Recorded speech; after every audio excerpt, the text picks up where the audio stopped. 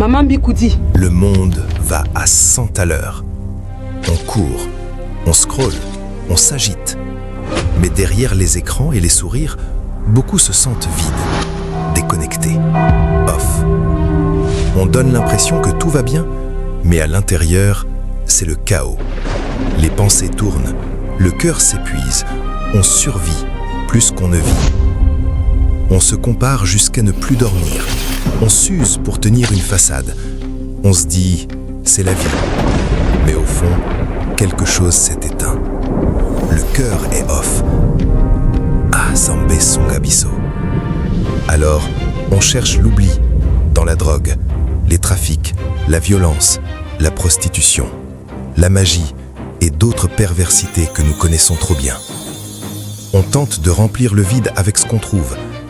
Si j'avais plus d'argent, si je trouvais l'amour, si j'avais plus de likes, plus de reconnaissance. Mais plus on accumule, plus ça sonne creux. Toujours off. La vérité, on a oublié Dieu, notre Créateur. C'est là que tout a basculé. On a confondu des discours vides avec la voix de Jésus-Christ, l'instant avec l'éternité. C'est la responsabilité des églises, non? Nous n'oublions pas qu'il y a des loups parmi certaines églises de Satan qui ont détérioré l'image des églises. Des scandales, des abus, des paroles sans vie. Peu de transformations réelles. Beaucoup ont été blessés, déçus, éloignés de la face de Dieu. Vous les faux, vous serez jugés et jetés en enfer pour l'éternité si vous ne vous repentez pas. Mais est-ce que c'est tout? Non. Quand le péché grandit, Jésus frappe à ta porte.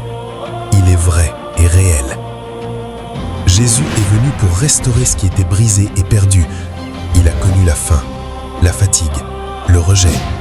Il a été méprisé, trahi, cloué sur une croix. Par amour.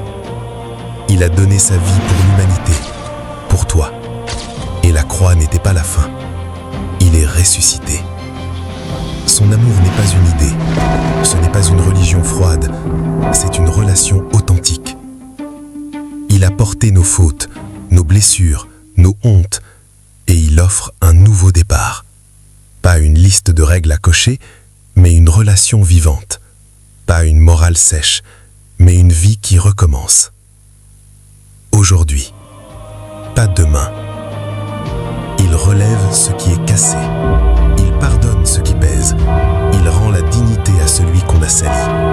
Il brise les chaînes qu'on croyait incassables. Il éteint la honte